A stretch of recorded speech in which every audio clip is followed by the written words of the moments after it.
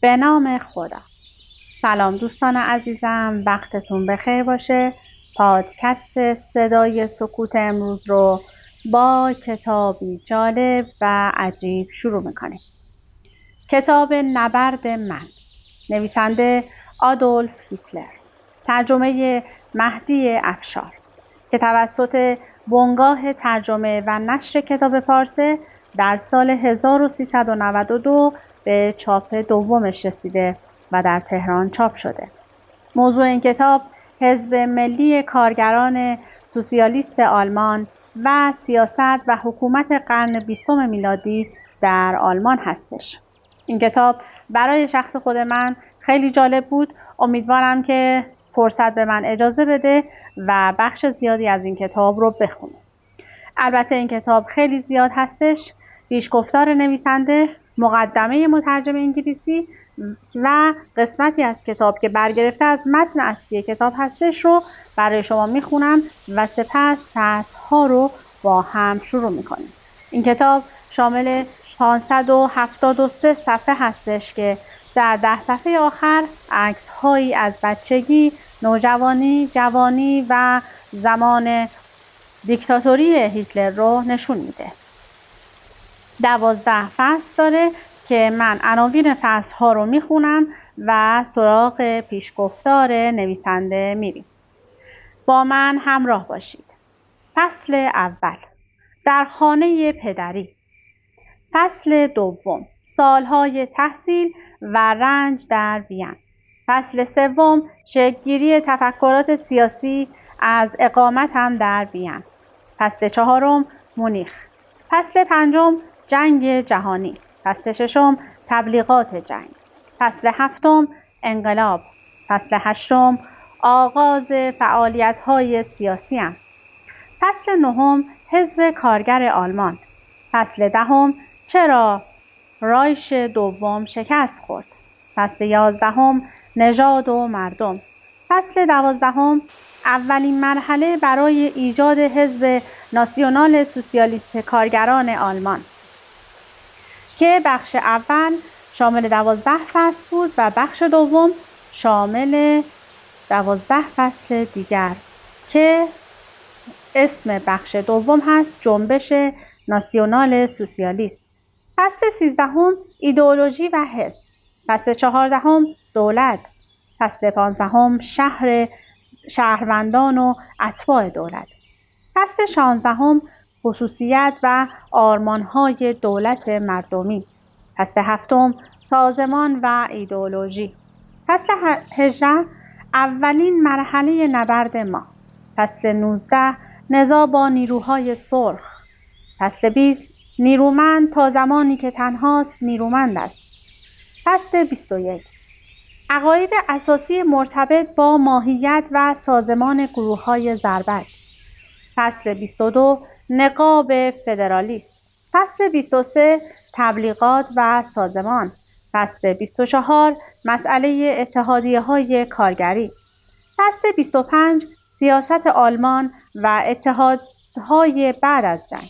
فصل 26، سیاست آلمان در اروپای شرقی. فصل 27، حق دفاع از خود. سخن پایانی، پینوشت‌ها و تصاویر هم قسمت‌های پایانی این کتاب رو تشکیل میدن. با من همراه باشید که این کتاب رو با هم کشف کنیم. فکر میکنم برای شما هم این زندگی نامه جالب باشه. پیشگفتار نویسنده: در اول آوریل سال 1924 در پی حکم دادگاه مردمی مونیخ، دوران محکومیت و حبس من در دژ نظامی لندسبرگ املیبش آغاز کرد. پس از سالها کار بیوقفه حالا این امکان وجود داشت برای اولین بار کاری را آغاز کنم که به آن علاقه زیادی داشتم و آن را برای جنبش مفید می‌دانستم. بنابراین تصمیم گرفتم 2 بخش از کتاب را نه تنها به توصیف اهداف جنبش بلکه به چگونگی گسترش و شکل‌گیری آن اختصاص دهم. از این کتاب مطالب بیشتری به نسبت رساله‌های صرفاً نظری میتوان فرا گرفت. نگارش مطالب کتاب به من فرصت داد تا رشد و پیشرفت خود را توصیف کنم. زیرا چنین توصیفی برای فهم بخش اول و دوم کتاب و همچنین برای تخریب جعلیات افسانه‌ای که در مطبوعات یهودی درباره من منتشر شده بود لازم و ضروری می‌نمود. در این اثر به غریبه ها متوسل نشده‌ام، بلکه از افرادی یاری خواستم که پیرو جنبش هستند و قلب‌هایشان متعلق به جنبش است و علاقه دارند درباره جنبش عمیقاً مطالعه کنند. به خوبی می‌دانم کمتر مردم مجذوب نوشته‌ها می‌شوند، بلکه بسیاری از طریق سخن گفتن حمایت مردم را به دست می‌آورند و هر جنبش بزرگی که روی این زمین به جایی رسیده رشد و پیشرفت خود را مدیون سخنرانان بزرگ است، نه نویسندگان بزرگ. با وجود این به منظور ایجاد تعادل و یک نواختی بیشتر در دفاع از یک مکتب و عقیده، اصول اساسی آن مکتب باید به رشته تحریر درآید. ممکن است این دو بخش به عنوان سنگ بنایی در نظر گرفته شود که به این کار مشترک اضافه کردم. دژ نظامی لنزبریگ املیش. در ساعت 12:30 بعد از ظهر 9 نوامبر سال 1923 افرادی که نامهایشان در زیر برده می شود در مقابل سالن فلدرن و در حیاط ورودی وزارت جنگ سابق در مونیخ به جرم ایمان راستینشان به رستاخیز مردم کشورشان کشته شدند. آلفارد فلیکس، باوریل آندریاس، کاسلا تئودور، اهریش ویلهام، پاوس مارتین، هشتنبرگ آنتون، کوهنر اسکار، کوهن کارل، لافروس کارل، نئو باور کورد، پاپ کلانوس وانن و هولوش 5 یا 6 نفر دیگه. مقامات به اصطلاح ملی اجازه ندادند برای این قهرمانان مراسم تدفین معمولی برگزار شود. بنابراین تصمیم گرفتم جلد نخست این کتاب را به عنوان یادبودی فراگیر به آنها اهدا کنم، چرا که خاطره چنین قهرمانانی میتواند چراغی باشد فراراه پیروان جنبش ما. دژ نظامی لنزبرگ املیش 16 اکتبر 1924. و خیلی جالبه که نوشته رو میخونین که یک دیکتاتور نوشته. مقدمه مترجم انگلیسی. بیش از ارائه این ترجمه کامل از کتاب نبرد من نوشته آدولف هیتلر به خوانندگان، بر خود وظیفه دانستم تا توجه خوانندگان را به برخی حقایق تاریخی جلب کنم که خواننده برای قضاوت صحیح درباره آنچه در این کتاب فوق‌العاده نوشته شده است باید آنها را در خاطر بسپارد. بخش اول کتاب نبرد من در حالی نوشته شده که نویسنده در یک دژ نظامی در باواریا زندانی بوده است. چگونه او به آن دژ روانه شد و چرا؟ پاسخ این سوال بسیار مهم است، زیرا این کتاب با وقایعی در ارتباط است که نویسنده را دچار مصیبت و گرفتاری کرده و به این دلیل نویسنده تحت فشارهای عاطفی ناشی از حوادث تاریخی زمان خود این کتاب را نوشته است. آن هنگام زمان حقارت شدید آلمان و تا حدودی استمرار وقایعی بود که طی یک قرن گذشته رخ داده بود. این دوره 100 ساله از هنگامی آغاز می شود که ناپلئون امپراتوری کهن آلمان را تکه تکه کرد و سربازان فرانسه تقریباً کل این کشور را به اشغال خود درآوردند. در آغاز سال 1923 فرانسه به آلمان حمله ور شد. منطقه روهر را اشغال کرد و چندین شهر آلمانی را در منطقه راین به تصرف خود درآورد. این حمله نقض آشکار حقوق بین‌الملل بود و همه بخش‌های سیاسی بریتانیا در آن زمان علیه این حمله اعتراض کردند. آلمان‌ها آنگونه که باید نتوانستند از کشورشان دفاع کنند، زیرا تحت شرایط معاهده ورسای خلق سلاح شده بودند. به منظور سخت‌تر کردن شرایط اسفناک برای آلمان و در نتیجه رویارویی این کشور با مشکلات بیشتر، فرانسه تبلیغات شدیدی را برای جدایی منطقه راین از جمهوری آلمان و تأسیس منطقه مستقل راین تدارک دید. وجوهات کلانی برای رشوه به آشوبگران به منظور انجام این تبلیغات سرازیر شد و برخی از عناصر خائن آلمانی توسط پولهای متجاوزان دوباره فعال شدند. در همین زمان حرکتی فعال در باواریا به منظور جدایی این کشور و تأسیس حکومت پادشاهی کاتولیک مستقل تحت الحمایه فرانسه آغاز به کار کرد. پیش از این نظیر چنین اقدامی را ناپلئون با انتخاب ماکسیمیلیان به عنوان اولین شاه باواریا در سال 1805 انجام داده بود. جنبش جدایی طلبی در منطقه راین تا جایی پیش رفت که برخی از سیاستمداران آلمانی حامی و پشتیبان آن شدند و پیشنهاد کردند که اگر این منطقه در نهایت تسلیم شود، ممکن است جمهوری آلمان به منظور جبران خسارت در معامله با فرانسه آن را به نفع خود تمام کند. اما در باواریا جنبش از این نیز فراتر رفت. این جنبش در مفاهیم خود بسیار گسترده بود.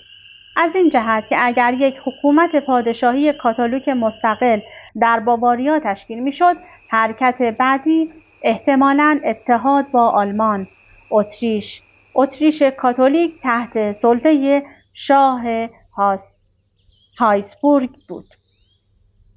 بنابراین یک بلوک کاتولیک در گستره‌ای از منطقه راین تا باواریا و اتریش به سمت دره رود دانوب ایجاد میشد که اگر تحت سلطه کامل سیاسی فرانسه قرار نمی گرفتند، متأثر از نفوذ نظامی و اخلاقی فرانسه می بودند.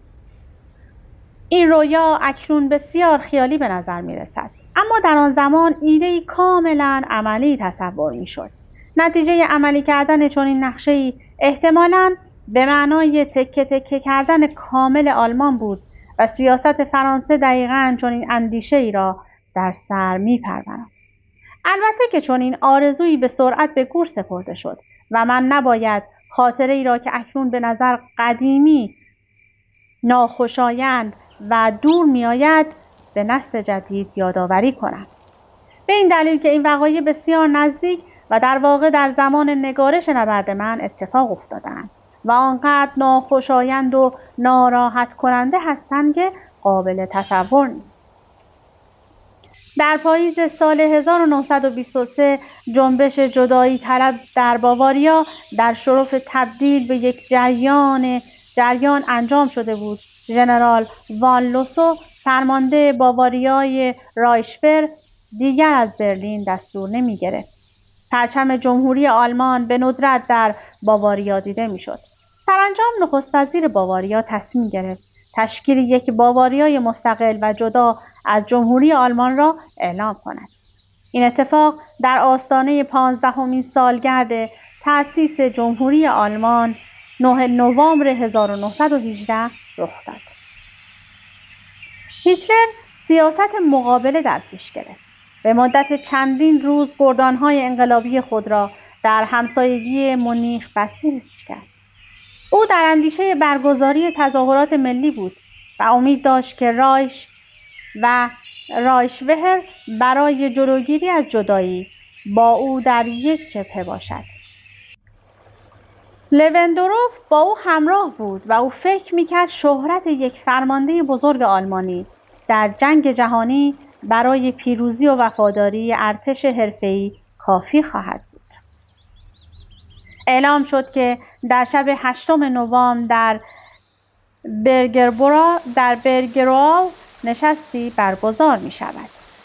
جوامع وطن پرست باواریا در این مکان گرد آمدند و نخست وزیر دکتر وان کاهر بیانیه رسمی خود را که در واقع با اعلامیه استقلال باواریا و جدایی از جمهوری برابر بود قرائت کرد.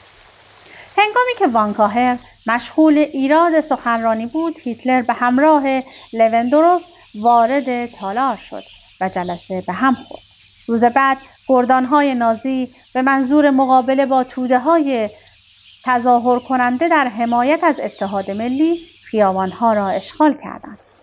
آنها در آرایشی متمرکز تحت رهبری هیتلر و لوندروف راهپیمایی کردند. هنگامی که به یکی از میدانهای اصلی شهر رسیدند، ارتش بر روی آنها آتش گشود.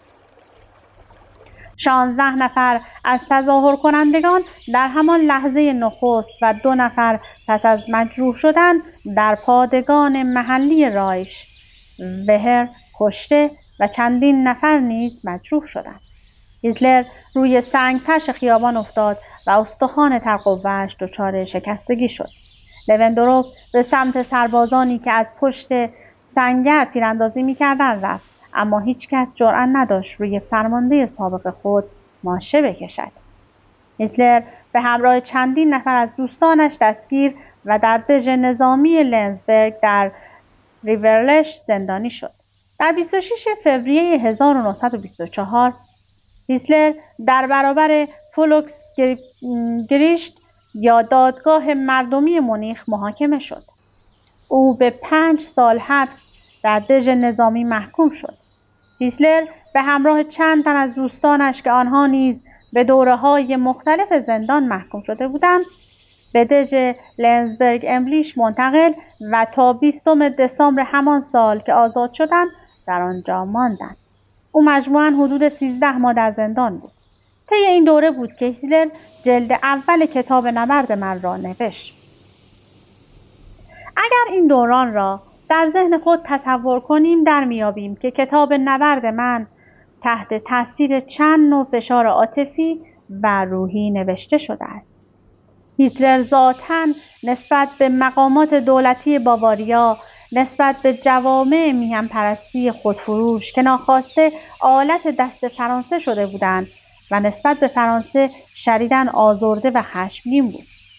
بنابراین نگاه خشمگینانه او به فرانسه در چنین شرایطی امری طبیعی می‌نماید. در این زمان نامیدن فرانسه به عنوان دشمن ابدی و سرسخت آلمان به هیچ وجه اغراق‌آمیز نبوده است. چنین شیوه بیانی حتی توسط صلح‌طلبان نه تنها در آلمان که در خارج از آن نیز مورد استفاده قرار گرفت. و گرچه جلد دوم نبرد من پس از رهایی هیتلر از زندان نوشته و پس از خروج فرانسه از روهر منتشر شد، صدای گام‌های ارتش متجاوز هنوز در گوش آلمان‌ها طنین افکن بود و ویرانی‌های وحشتناکی که در حیات اقتصادی و صنعتی آلمان ایجاد شده بود، این کشور را دچار هرج و مرج اجتماعی و اقتصادی کرد و تمامی این ویرانه‌ها ناشی از تجاوز فرانسه بود. در فرانسه فرانک به 50% ارزش قبل خود سقوط کرده بود. در واقع در پی تجاوز فرانسه به روهر و راینلند کل اروپا در آستانه نابودی قرار گرفته بود. اما از آنجا که چنین وقایعی متعلق به گذشته فراموش شده است، هیچ کس خواستار یادآوری آنها نیست. اغلب این سوال طرح می شود که چرا هیتلر کتاب نبرد من را بازبینی نکرده است؟ به نظر من پاسخی که فوراً به ذهن هر منتقد بی‌طرفی خطور می کند این است که نبرد من سندی تاریخی است که نقش زمان خود را به تصویر می کشد. اگر بخواهیم این کتاب را تصحیح کنیم، باید آن را از بافت تاریخیش جدا سازیم. علاوه بر این، هیتلر اعلام کرده است اعمال و اظهاراتش بازبینی نسبی کتاب را شامل می شود و باید به معنای واقعی کلمه در نظر گرفته شود. این نکته به ویژه به اظهارات و بیاناتی در نبرد من مربوط می شود که در خصوص فرانسه و قومیت آلمانی است که در آن زمان به رایش ملحق نشده بودند. هیتلر به نمایندگی از آلمان قاطعانه بخش آلمانی تیرول جنوبی را به عنوان متعلقات دائمی ایتالیا دانسته و در خصوص فرانسه بارها اعلام می کند که هیچ دلیلی برای کشمکش منافع سیاسی میان آلمان و فرانسه وجود نداشته و آلمان هیچ گونه ادعای ارزی نسبت به فرانسه ندارد. سرانجام در اینجا متذکر می شوم هیتلر همچنین اعلام می‌کند از آنجا که او تنها رهبر سیاسی بوده و هنوز در جایگاه مسئول سیاسی قرار نداشته، زمانی که این کتاب را نوشته است، آنچه در کتاب نبرد من بیان کرده از نگاه فردی است که در موقعیت سیاسی نیست و در مقام صدراعظم رایش قرار ندارد. اکنون به برخی مراجع در کتاب اشاره می‌کنم که به دفعات تکرار شده و چه بسا برای همه خوانندگان آشکار و واضح نباشد. برای مثال، هیتلر کورکورانه درباره رایش آلمانی سخن می‌گوید. در مواردی اشاره او به رایش اول یا امپراتوری آلمان است و در مواردی نیز به امپراتوری آلمان که توسط ویلیام اول در سال 1871 تأسیس شد مورد نظر اوست. ضمناً حکومتی که وی در سال 1933 تأسیس کرد عموماً با نام رایش سوم شناخته می‌شد. اما در نبرد من به این عبارت اشاره نشده است. همچنین هیتلر از رایش اتریش و مارک شرقی بی آنکه صریحاً میان امپراتوری هابسبورگ و خود اتریش تفاوتی قائل شود سخن می‌گوید. اگر خواننده خطوط کلی تاریخی بعدی را به یاد بسپارد، وقایع را آنگونه که اتفاق می‌افتند درک خواهد کرد. کلمه رایش که شکل آلمانی کلمه لاتینی رگنوم است، به معنای پادشاهی یا امپراتوری یا جمهوری است. این نوعی واژه کلیدی است که می‌تواند به هر نوع تشکیلات و نظامی گفته شود. شاید واژه قلمرو بهترین ترجمه برای رایش باشد. با وجود این، واژه امپراتوری زمانی استفاده می شود که رایش در حقیقت یک امپراتوری باشد. مظهر اولین امپراتوری آلمان امپراتوری مقدس روم بود که در سال 800 میلادی شارلمانی آن را تأسیس کرد. شارلمانی پادشاه فرانک ها بود. فرانک ها گروهی از قبایل ژرمن بودند که بعدها رومی شدند. در قرن دهم امپراتوری شارلمانی در زمان پادشاهی اوتو اول که بین 936 تا 973 به دست آلمان ها افتاد، به عنوان قوم آلمانی امپراتوری مقدس روم لقب رسمی آن امپراتوری تحت سلطه پادشاهان آلمانی بود تا زمانی که ناپلئون در ابتدای قرن 19 به آلمان حمله و این کشور را به چند قسمت تقسیم کرد. در 6 آگوست سال 1806 آخرین امپراتور فرانسیس دوم رسما تاج پادشاهی آلمان را تسلیم کرد. در اکتبر همان سال ناپلئون با پیروزی در نبرد ینا وارد برلین شد. بعد از سرنگونی ناپلئون، جنبشی برای متحد کردن دوباره ایالت‌های آلمان در یک امپراتوری شکل گرفت. اولین گام سرنوشت‌ساز و قطعی در جهت چنین هدفی تشکیل دومین امپراتوری آلمانی در سال 1871 پس از جنگ فرانسه با پروس بود. با وجود این امپراتوری شامل سرزمین‌های آلمانی تحت سلطه حکومت هابسبورگ نمی‌شد. این سرزمین‌ها به عنوان بخش اتریش آلمانی شناخته می‌شدند. اتحاد بخش اتریش آلمانی و امپراتوری آلمان رویای بیسمارک بود. اما تا زمانی که هیتلر در سال 1938 آن را به حقیقت تبدیل نکرده بود، در حد یک رویا باقی ماند. خوب است این نکته را به یاد بسپاریم. زیرا رویای اتحاد دوباره سرزمین‌های آلمانی در یک رایش مشخصه بارز میهن‌پرستی و سیاستمداری آلمانی برای بیش از یک قرن و یکی از آرزوهای هیتلر از زمان کودکی بود.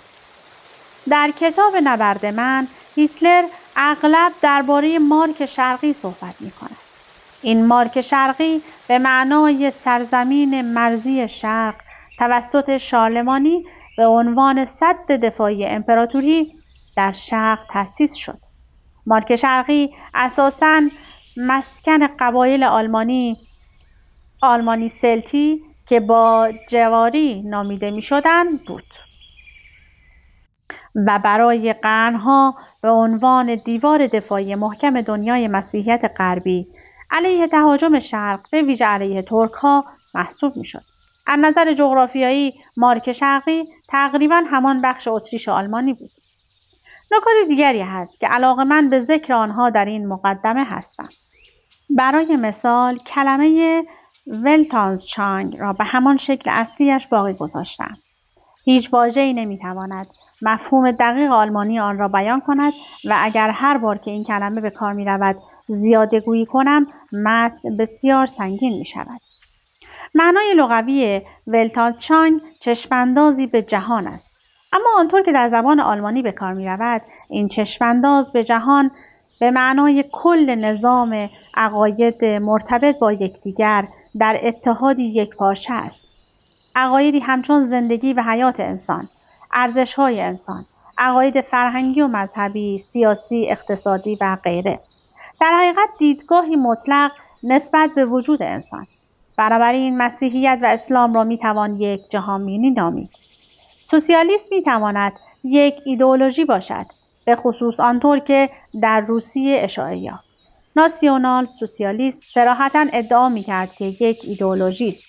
کلمه دیگری که اغلب آن را به صورت اصلیش استفاده میکنم ولکیچ، کلمه پایه در اینجا ولک است که گاهی به معنای مردم ترجمه می شود. اما کلمه آلمانی ولک به معنای کل توده مردم بدون تفاوت در طبقه یا کاست آنهاست.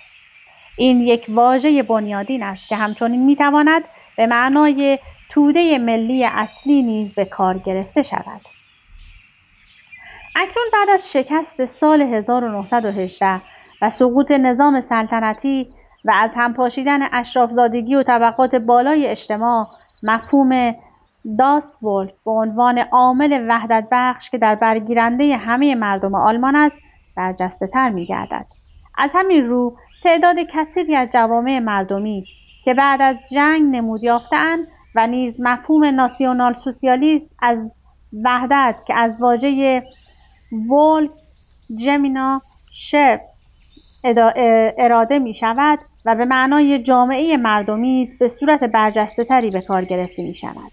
این واژه در تقابل با مفهوم سوسیالیسم است که موجب انشقاق و فاصله در طبقات ملت می گردد. کلمه مورد علاقه هیتلر ولکشر استاد است که من آن را به عنوان دولت مردمی ترجمه کردم. سرانجام به این نکته اشاره می کنم که اصطلاح سوسیال دموکراسی احتمالاً در زبان انگلیسی گمراه کننده است، چرا که در نظر ما این عبارت فاقد مفهوم دموکراتیک است. این فقط نامی است که به حزب سوسیالیست در آلمان داده شده است و این حزب اساساً مارکسیستی است، اما به منظور جلب نظر بخش‌های دموکرات مردم آلمان نام سوسیال دموکرات را به خود داده است.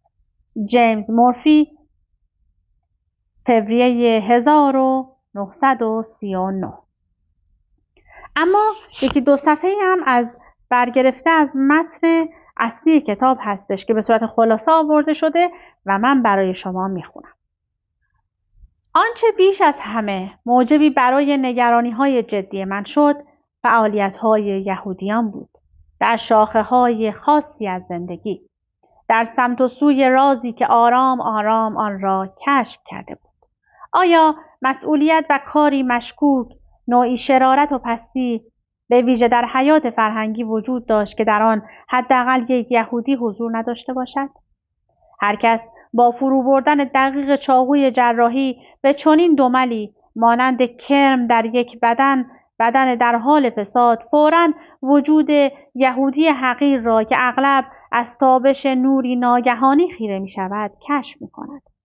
و بدین سان امروز معتقدم رفتار و سلوک من مطابق با اراده خالق قادر متعال است. با ایستادگی و مقاومت در برابر یهود من از دستاورد پروردگار خویش پاسداری می کنم. هماره یوغ بردگی ناخوشایندترین تجربه است که بشر به خود دیده و خواهد دید. آیا فاسدان اکنون به سرنوشت آلمان با نگاه زیبایش شناسی می نگرند؟ البته هیچ کس چون این سؤالی را با یهودیان در میان نمی گذارد. زیرا آنان مخترعین مدرن این رایحه فرهنگی هستند. وجود صرف یهودیان انکار مجسم زیبایی تصور خداوند در خلقت اوست. آنچه را باید برایش بجنگیم امنیت ضروری برای بقا و هستی و افزایش نژاد و مردم ماست. ادامه حیات فرزندانمان، حفظ نژادمان از اختلاط با دیگر نژادها، آزادی و استقلال سرزمین پدری، به نوعی که مردم ما قادر به تحقق مأموریتی شوند که خداوند بر عهدهشان گذاشته است. روزگارانی که خاطره‌هایش از یاد رفته است، یهودیان بهتر از دیگر اقوام می‌دانستند که چگونه می‌توان از حربه دروغگویی و بدنام کردن سوء استفاده کنند. آیا صرف وجودشان بر پایه دروغی بزرگ پیدایی نیافته است؟ یعنی اینکه آنها جامعه دینی هستند، در حالی که در حقیقت آنها یک نژادند و چه نژادی. شوپنهاور یکی از بزرگترین متفکرینی که نوع بشر تاکنون به خود دیده، فیلسوف بدبین آلمانی که شاخصترین تفسیرش از واقعیت در مفهوم غیر عقلایی بوده است، یهودیان را همواره با جمله‌ای که عمیقاً و دقیقاً حقیقت را بیان می‌کند می‌خواند. وی یهودیان را اینگونه می‌خواند: استاد اعظم دروغ. افرادی که حقیقت این گفته را درک نمی‌کنند یا نمی‌خواهند آن را باور کنند، هرگز قادر نخواهند بود به پیروزی حقیقت کمکی کنند.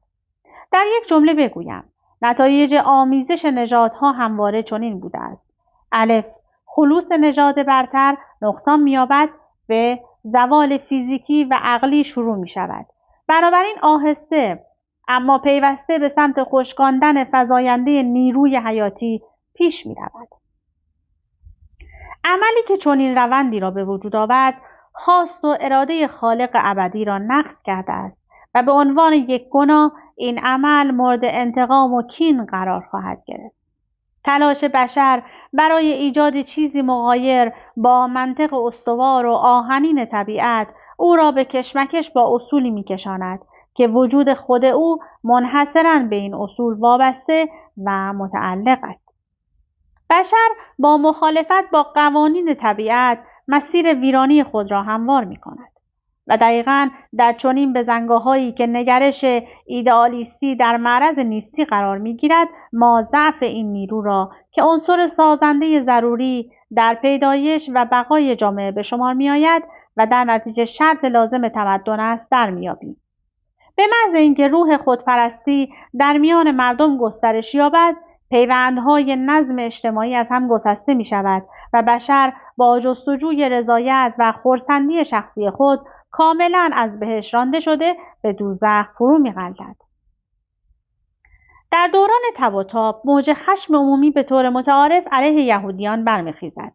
توده مردم قانون را به دست می گیرند و اموال و دارایی‌های یهودیان را برای حفاظت از خویش مصادره و آنها را با اشتیاق به عنوان آنچه عذاب الهی می‌دانند نابود می‌کنند. شناخت عمیق یهودیان طی قرون متمادی سبب شده است تا در دوران فلاکت و محنت مردم حضور آنها را در میان خود به عنوان خطری عمومی که تنها با طاعون قابل مقایسه است بدانند. یهودی در هیچ نقطه‌ای متوقف نخواهد شد. سلوک و کردار به شدت کثیف و زشت او آنقدر هولناک و نفرت‌انگیز است که هیچکس متعجب نخواهد شد. اگر بداند در نظر مردم ما یهودیان به عنوان مظهر شیطان و نماد شر تجسم یافتند، جهالت و نادانی توده‌های عظیم مردم از خصوصیت درونی یهودی و فقدان ذکاوت و بینش در طبقات اجتماعی بالاتر ما برخی از عللی هستند که توضیح می‌دهند چگونه بسیاری از مردم به آسانی اسیر اقدامات نظاممند کذبی می‌شوند که یهودیان آن را به مورد اجرا می‌گذارند. در حالی که طبقات اجتماعی بالا با ترس و بزدلی ذاتی خود از هر کسی که یک یهودی با دروغ و تهمت به او حمله ور شده است روی می‌گردانند. مردم عادی هر آنچه را آنان می‌گویند زود باور می‌کنند، خواه به دلیل جهلشان، خواه به سبب ساده‌دلیشان. مقامات دولت خود را در ردای سکوت پیچیدند، اما اغلب اوقات قربانیان حملات یهودیان را به منظور توقف تبلیغات و آبروریزی‌ها در مطبوعات یهودی مورد آزار و تعقیب قرار می‌دهند. کل این نظام معاصر تا کجا از آرمانها خالی و تا چه مایه پست و حقیر است. این حقیقت که کلیسا در ارتکاب به ضایع گردانیدن تصویر خداوند کریم سهیم است، اگرچه آنها خلاف آن را ادعا می‌کنند، در هر حال رفتارهای فعلیشان بر این تضییع تاکید دارد. کلیساها درباره روح صحبت می‌کنند، اما اجازه می‌دهند انسان به عنوان تجسد روح به سطح پرولتاریا سقوط کند. سپس هنگامی که در می‌یابند تأثیر ایمان مسیحی در کشورشان تا چه اندازه اندک بوده و این انسان‌های بی سر و پا که از نظر جسمانی و اخلاقی تنزل داشته‌اند تا چه اندازه فاسد و گناه‌آلود هستند، متعجب می‌شوند.